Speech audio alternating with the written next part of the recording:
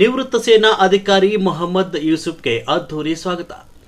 ಭಾರತೀಯ ಸೇನೆಯ ಸಿಐಎಸ್ಎಫ್ನಲ್ಲಿ 38 ವರ್ಷಗಳವರೆಗೆ ಸೇವೆಯನ್ನು ಸಲ್ಲಿಸಿ ತಾಯ್ನಾಡಿಗೆ ಮರಳಿದ ಕೊಣ್ಣೂರು ಗ್ರಾಮದ ಮೊಹಮ್ಮದ್ ಯೂಸುಫ್ ಅಬ್ದುಲ್ ಸಾಬ್ ಹಾದಿಮನಿ ಇವರಿಗೆ ಪಟ್ಟಣದಲ್ಲಿ ಅದ್ಧೂರಿಯಾಗಿ ಸ್ವಾಗತಿಸಲಾಯಿತು. ತಾಲೂಕಿನ ದೇವರ ಹುಲಗಬಾಳ್ ಗ್ರಾಮದಿಂದ ತಾಳಿಕೋಟೆಯವರೆಗೆ ತೆರೆದ ವಾಹನದಲ್ಲಿ ಹಾದಿಮನಿ ಇವರ ಭವ್ಯ ಮೆರವಣಿಗೆ ನಡೆಸಲಾಯಿತು.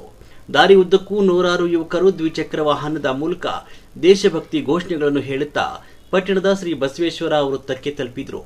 ಅಲ್ಲಿ ಜಮಾಯಿಸಿದ ನೂರಾರು ವಿವಿಧ ಸಂಘ ಸಂಸ್ಥೆಗಳ ಮುಖ್ಯಸ್ಥರು ಶ್ರೀ ಹಾದಿಮನಿ ಅವರಿಗೆ ಹೂಮಾಲೆಯನ್ನು ಹಾಕಿ ಅಭಿಮಾನದಿಂದ ಗೌರವಿಸಿದರು.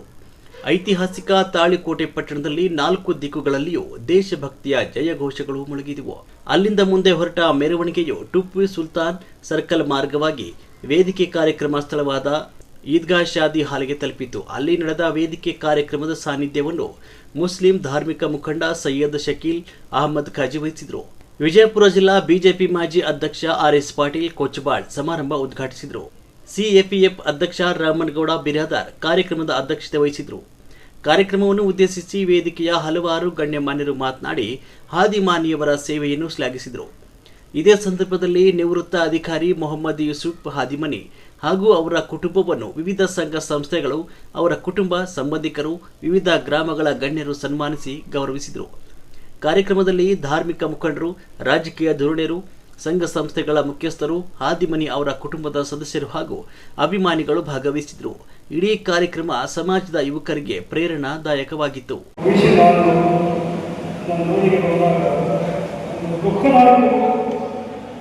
ಮತ್ತೊಂದು ಖುಷಿನಾಗಿದೆ.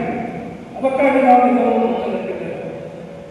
ಯಾಕಂದರೆ 32 ವರ್ಷದಲ್ಲಿ ಈ ಭೂಮಿ, ಹಾಗಾಗಿ ನಾನು ಈ ಪಕ್ಷವನ್ನು ಇಟ್ಟು ಎಲ್ಲ ಜನರ ಸಂತೋಷವನ್ನು ಹಂಚಿಕೊಳ್ಳುತ್ತಾ ಇದ್ದೇನೆ. ಯಾಕಂದರೆ ನಾನು ಈ ಊರಲ್ಲಿ ಯಾರಿಗೂ ನೀಡುವುದು ನನ್ನ ಒಂದು ಶಕ್ತಿನೂ ಇದೆ.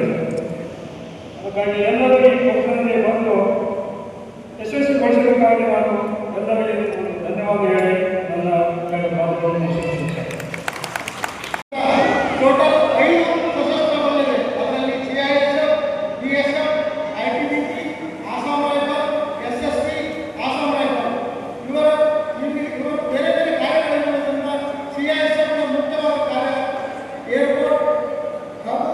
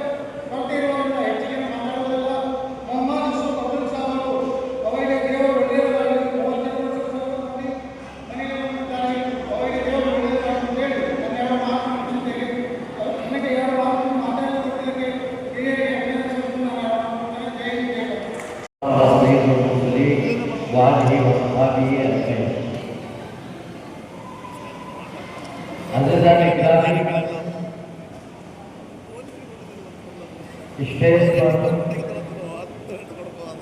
बैठे हुए तमाम मेहमान, आज का विस्तार सीआईएसएफ के हमारे नौजवान मोहम्मद यूसुफ साहब हादिमनी, जो उन्होंने 38 साल तक मुल्क की वतन की खिदमत की। उन्होंने अपनी हर बात को छोड़ा, अपने वतन को छोड़ा, अपने गाँव को छोड़ा, अपने दुख को छोड़ा, मकान छोड़ते हुए देश की रक्षा के लिए, देश के हित के लिए, देश की भलाई के लिए उन्होंने मोहम्मद यूसुफ साहब ने उन्होंने काम करके उन्होंने वहाँ से रिटायर करवाया। मैं आपको इस मौके पर एक तारीखी बात कि सुभाष चंद्र बोस के ज़माने में जब हिंदुस्तान आज़ाद की तहरीक चल रही थी, उस वक्त सुभाष चंद्र बोस ने लोगों से चंदा इकट्ठा करने के लिए चले गए थे। जब सुभाष चंद्र बोस साहब ने लोगों से चंदा इकट्ठा करते करते एक खुली बात से जाकर मिले, ये जो भारत माँ का जो नाम से ये जो स्लोगन है, जो हम भारत माँ के कहते हैं, उसका मैं एक्सप्लेनेशन आपको बताता हूँ, तारीख ऐसे से बताता हूँ। जब बांग्लादेश के अंदर इसके अंदर वेस्ट बंगाल के अंदर जब सुभाष चंद्र बोस ने अपने चंदे के लिए कहीं आज़ादी के लिए जब तहरीक के लिए उन्होंने लोगों से चंदा मांगा, तो एक बात ही जो बूढ़ी बात जिसके आँख भी नहीं थी, उसका एक बेटा था जो सुभाष चंद्र